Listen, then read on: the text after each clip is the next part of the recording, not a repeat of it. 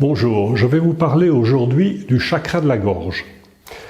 Les soucis que l'on peut avoir avec la gorge. D'abord, que représente-t-elle physiquement et symboliquement? Donc, je communique avec la voix, j'exprime ce que je ressens, ce que je retiens. J'avale ou je n'avale pas quelque chose, une situation, et parfois ça me reste en travers de la gorge. À ce moment-là, l'expression peut devenir difficile, voire bloquée. Quelque chose qui ne passe pas, que je n'ai pas accepté, que je n'ai pas dite. Et si la communication est difficile, retenue, je peux avoir évidemment quelques soucis à me faire. La gorge concerne aussi notre écoute, notre expression intérieure. Ce que j'exprime, ce que je retiens, exercera, une influence sur notre thyroïde, cervicale, sur les mâchoires, les dents, etc., etc. Par la gorge passe aussi l'air que nous respirons, les aliments que nous mangeons, les paroles que nous exprimons. C'est en fait un véritable carrefour de nos émotions.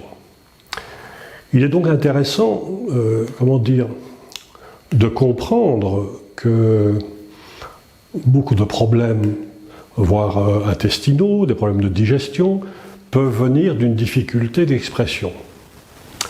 Autrement dit, ce que je ne dis pas, ce que je n'exprime pas, ce que je retiens, influencera, le bon fonctionnement de mes intestins.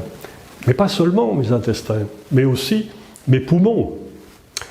Si quelque chose, par exemple, n'est pas exprimé, est retenu, par exemple mes peurs, ma tristesse, ma solitude, la façon dont je vais m'exprimer, les mots que je vais choisir, la signification, l'importance que je leur donne, la résonance qu'ils ont en moi. Les mots, ce que je dis aux autres, mais aussi les pensées, ce que je dis à moi-même, auront une résonance, une influence physico-émotionnelle.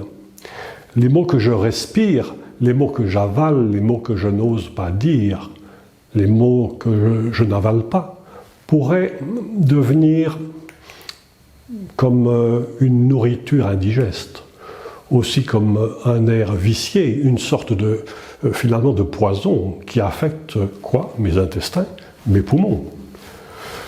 Je parle mal, je pense mal, je respire mal, je vis mal, et ça me pollue.